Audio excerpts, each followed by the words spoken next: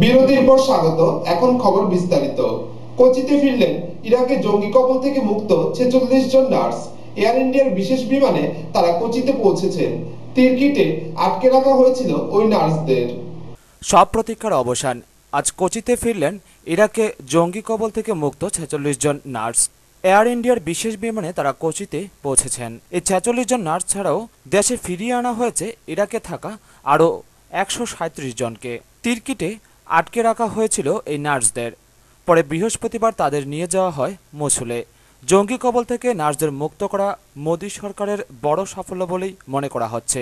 ওই নার্সদের ভারতে ফিরিয়ে আনতে শুক্রবার ইরাকের ইরবিল বিমানবন্দরে বিশেষ বিমান পাঠায় ভারত। দিল্লি থেকে বিশেষ বিমানে এরবিল উড়ে গেছেন কেন্দ্রীয় ও কেরল সরকারের 2 প্রতিনিধি। জঙ্গি কবল থেকে মুক্ত নার্সদেরও কাল নিয়ে যাওয়া হয় এরবিল বিমানবন্দরে। শুক্রবার মধ্যরাতে ওই 46 জন নার্সকে তিরকি থেকে অপহরণ করে মসুলে নিয়ে যায় জঙ্গিরা। এরই মধ্যে পরিবারের সদস্যদের ফোন করে ওই নার্সরা জানান তাদের আরবিল বিমানবন্দরে যাওয়ার সুযোগ দেবে আইএসআইএস জঙ্গিরা। রেড ক্রস নার্সদের মুক্তির কথা ঘোষণা করে। এরপরে তাদের দেশে ফেরানোর চেষ্টা শুরু হয়। ব্যুরো রিপোর্ট, খবর ত্রিপুরা। ত্রিস্তর পঞ্চায়েত নির্বাচনকে সামনে রেখে একই দিনে দুটি সভা করলেন সিপিএম পলিট ব্যুরো সদস্য তথা মুখ্যমন্ত্রী মানিক সরকার। বিশালগড় মহকুমার চরিলাম ও দুর্গানগরে নির্বাচনী জনসভা করলেন মুখ্যমন্ত্রী। আসন্ন ত্রিস্তর পঞ্চায়েত নির্বাচনকে সামনে রেখে জোরদার প্রচার চালাচ্ছে শাসক বামফ্রন্ট তথা সিপিএম। শনিবার থেকে আনুষ্ঠানিকভাবে নির্বাচনী প্রচার শুরু করলেন সিপিএম পলিট ব্যুরোর অন্যতম সদস্য তথা মুখ্যমন্ত্রী মানিক সরকার। নবগঠিত চরিলাম ব্লকের সবকটি আসনেই বামফ্রন্টের প্রার্থীদের বিপুল ভোটে জয়ের লক্ষ্যে শনিবার কালীবাড়ি মাঠে সিপিআইএম এর ডাকে এক বিশাল নির্বাচনী জনসভার আয়োজন করা হয়েছে। সভায় উপস্থিত ছিলেন রাজ্যের মুখ্যমন্ত্রী মানিক সরকার। এছাড়াও উপস্থিত ছিলেন শরিক দল ফরওয়ার্ড ব্লক ও সিপিআই এর রাজ্য নেতৃত্বরা। আজকের জনসভাকে কেন্দ্র করে এই দুর্যোগপূর্ণ আবহাওয়াকে উপেক্ষা করে দীপ্ত কণ্ঠে অসংখ্য নরনারী সবাই মিলিত হন। মুখ্যমন্ত্রী মানিক সরকার বক্তব্য রাখতে গিয়ে বলেন, গ্রামগুলোকে আদর্শ গ্রামে উন্নীত করা, পরিণত করার লক্ষ্য নিয়ে যাতে পঞ্চায়েত কাজ করতে পারে 3টি স্তরে, গ্রাম পঞ্চায়েত, পঞ্চায়েত সমিতি এবং জেলা পরিষদে, তার জন্য বামপন্থী ফ্রন্টের প্রার্থীরা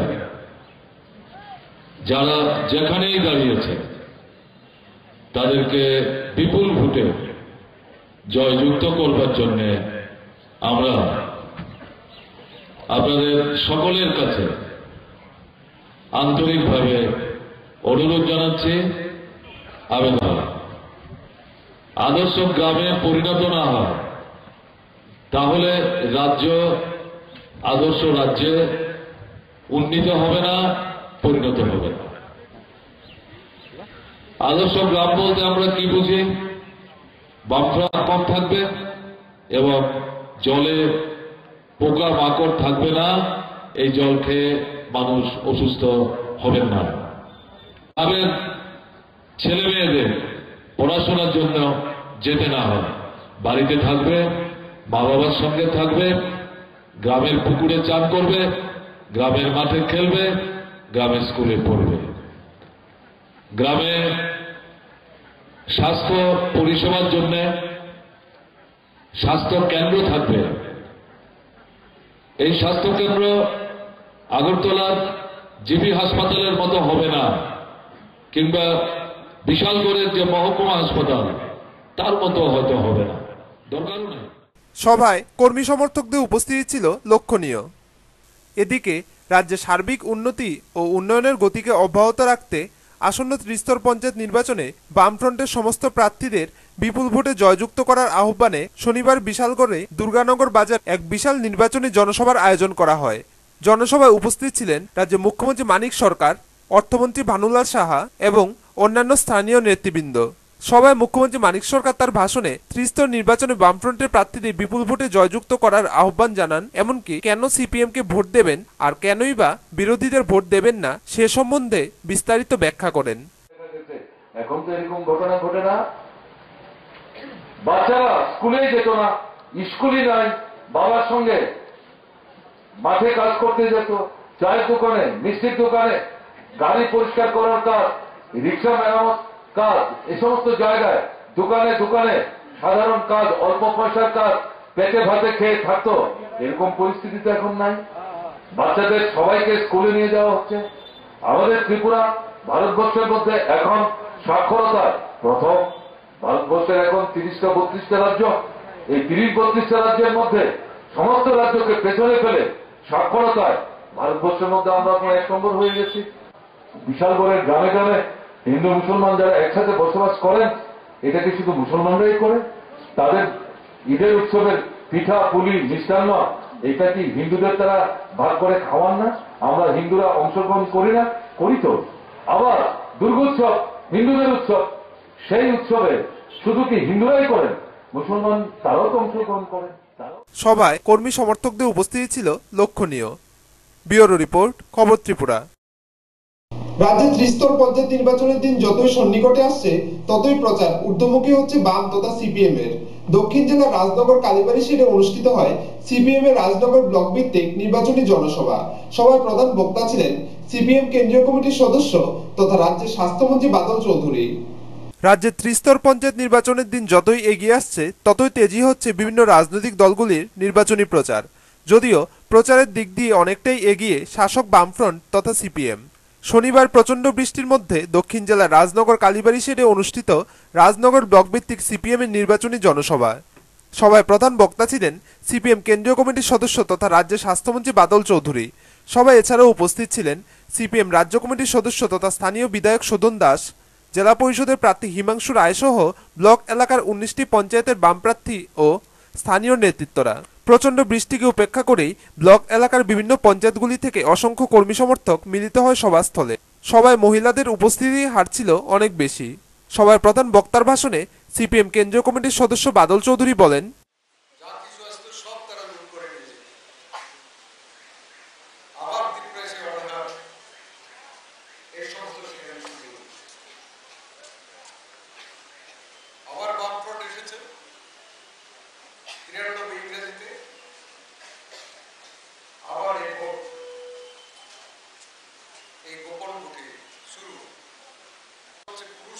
সমাজ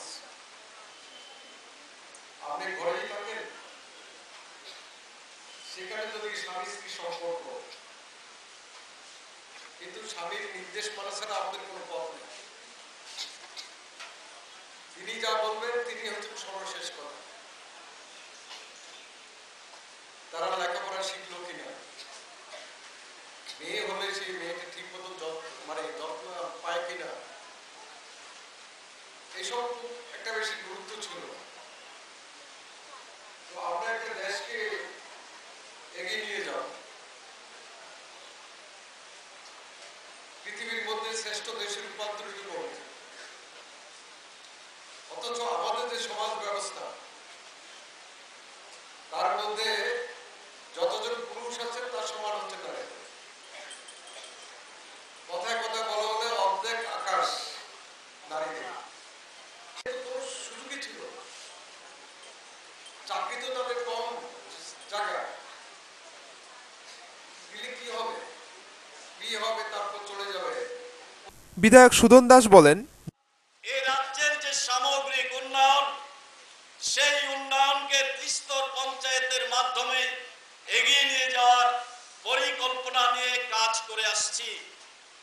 আজকে গোটা ভারতবর্ষের মধ্যে এই রাজ্যের সুনাম, অগ্রগতি, উন্নয়ন সেটা সম্ভব হয়েছে এই রাজ্যের পঞ্চায়েত ব্যবস্থা এবং এমনকি এডিসি এলাকার মধ্যেও আমাদের যে ভিলেজ কমিটি আছে সেই নির্বাচিত সংস্থাগুলির কাজকর্ম এবং তার সঙ্গে রাজ্যের গণতান্ত্রিক মানুষের সহযোগিতার মধ্যে। জেলা পরিষদের প্রার্থী হিমাংশু রায় বলেন, ডেপুটি সেক্রেটারি সেখানে প্রশংসা করে গেছেন এবং বলেছেন এখানে যেভাবে যারা ভাতা প্রাপক ভাতা পায় ভারতবর্ষের অন্য রাজ্যে সেটা হয় না, সেটাও তারা পরীক্ষা নিরীক্ষা করে Rajnagar block, গ্রীষ্মমুখ block, Bharatchandranagar block, এই সমস্ত ব্লক এলাকায় বিভিন্ন বয়স্ক মানুষদের মতামত নিয়ে তারা বলেছে গোটা ভারতবর্ষে যেখানে ভাতা দেওয়া হয় মাথা পিছু 200 টাকা, আর ত্রিপুরা রাজ্যে সেখানে দেওয়া হয় 500 টাকা।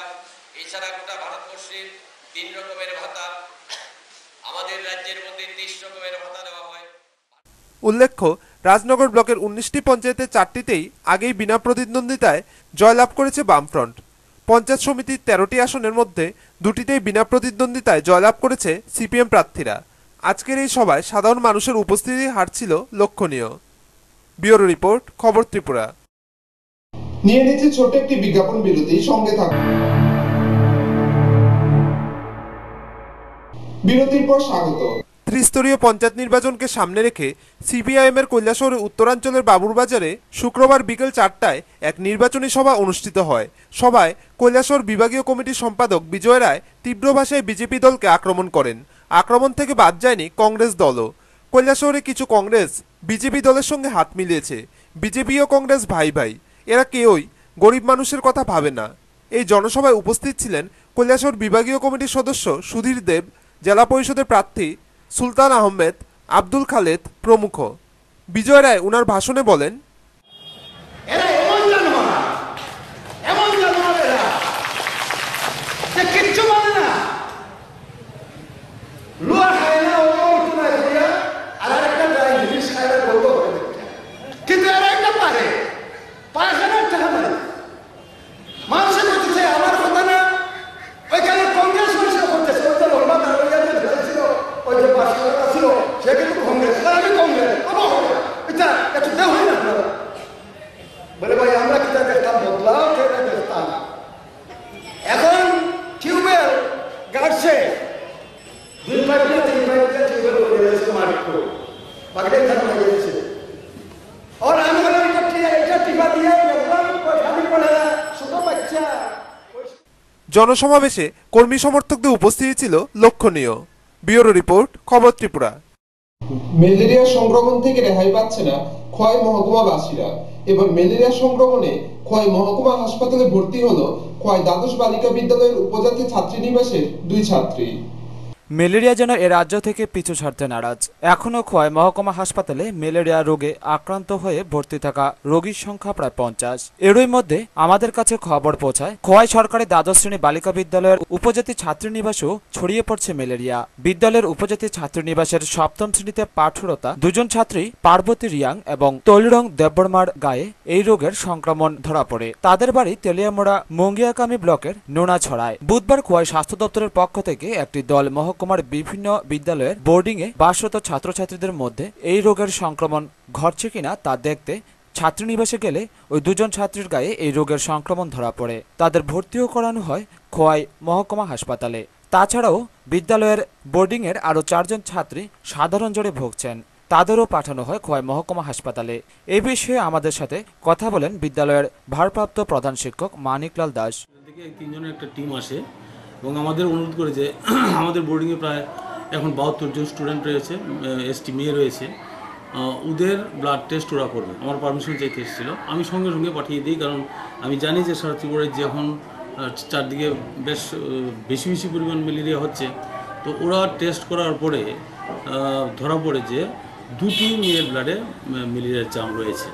বাকি 8টি মেয়ে আমার এখনও বাকি রয়েছে, ওদেরকে কালকের দিনে টেস্ট করা যায়নি, শেষ করা যায়নি, অনেকগুলি মেয়ে তো এই ক্ষেত্রে ওরা আজকে আসবে। যাদেরকে পাওয়া গেছে ম্যালেরিয়া প্যারাসাইট তাদেরকে সঙ্গে সঙ্গে হসপিটালে ওরাই নিয়ে গেছে, হসপিটাল স্টাফ নিয়ে গেছে। পরবর্তী সময় স্কুলের প্রধান হিসাবে, বোর্ডিং হাউসের সুপার হিসাবে আমরা গেছি এবং আমি ইনস্ট্যান্টলি এসডিএম খোয়াইকে আমি ফোনে জানিয়েছি। উনি বললেন যে আপনি আসুন, আমিও আসছি। এবং হসপিটাল গিয়ে আমি দেখলাম যে এসডিএম এসছেন, বিডিও এসছেন, ট্রাইবাল ওয়েলফেয়ার স্পেশাল অফিসার আছেন এবং একজন ট্রাইবাল ওয়েলফেয়ার কর্মী রয়েছেন। তিনি সমস্ত খাতায় যাদের ম্যালেরিয়া সবার নাম নথিভুক্ত করছেন, ওদের ওষুধ খাওয়ার দাওয়ার সমস্ত কিছু ফ্রি ওএসডি অফিস থেকে ব্যবস্থা করেছে। এ বিষয়ে খোয়াই মহকুমা স্বাস্থ্য আধিকারিক ধনঞ্জয় রিয়াংয়ের সাথে কথা বলতে গেলে তিনি বলেন, ইতিমধ্যেই খোয়াইয়ের সবকটি বিদ্যালয়ের হোস্টেলে ম্যালেরিয়া শনাক্তকরণ অভিযান চালানো হবে মহকুমা স্বাস্থ্য দপ্তরের পক্ষ থেকে।